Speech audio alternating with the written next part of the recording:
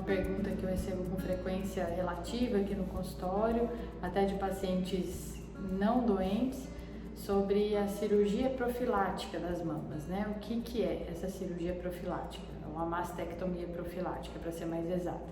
É você retirar as duas mamas de uma paciente que não tem o câncer, tá? Então, quando que isso seria indicado? Qualquer paciente que tem medo de ter câncer de mama? Qualquer paciente que teve um parente com câncer de mama? Então, essa não é a indicação, tá?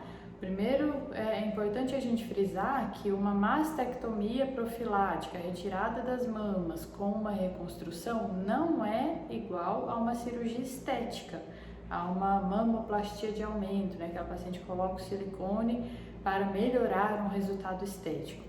Os resultados de uma mastectomia profilática, mesmo que com reconstrução, são bastante variáveis de paciente para paciente, e os riscos de complicações ou até de resultados muitas vezes insatisfatórios são bem maiores do que uma cirurgia estética, tá? Então precisa se pesar bastante o risco e benefício para se indicar esse tipo de cirurgia. A indicação mais precisa para esse tipo de cirurgia é daquela paciente que fez o diagnóstico de uma mutação genética que aumenta muito o risco dela vir a desenvolver o câncer de mama ao longo da vida. E essa pesquisa dessa mutação genética também não é indicado para todas as mulheres, tá?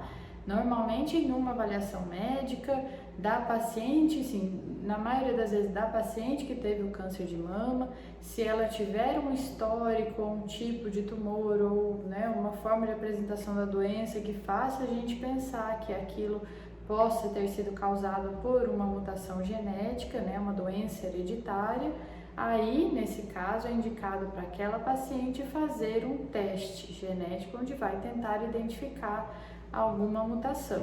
Se for uma mutação conhecida que aumenta bastante o risco, né, de desenvolver o câncer de mama, nessa paciente pode ser indicado, se isso for possível fazer antes do tratamento, é mais difícil, mas pode acontecer, é indicado possivelmente a retirada das duas mamas, dependendo do tipo de mutação, em alguns casos até a retirada dos ovários, mas eu ainda estou falando da paciente que tem o câncer. E para a paciente que teve o câncer e foi descoberta a mutação genética, muitas vezes é feita uma avaliação, uma investigação dos parentes mais próximos. Por exemplo, as filhas de uma paciente que teve uma mutação, que tinha uma indicação para ser feita essa investigação e chegou à conclusão que tem a mutação.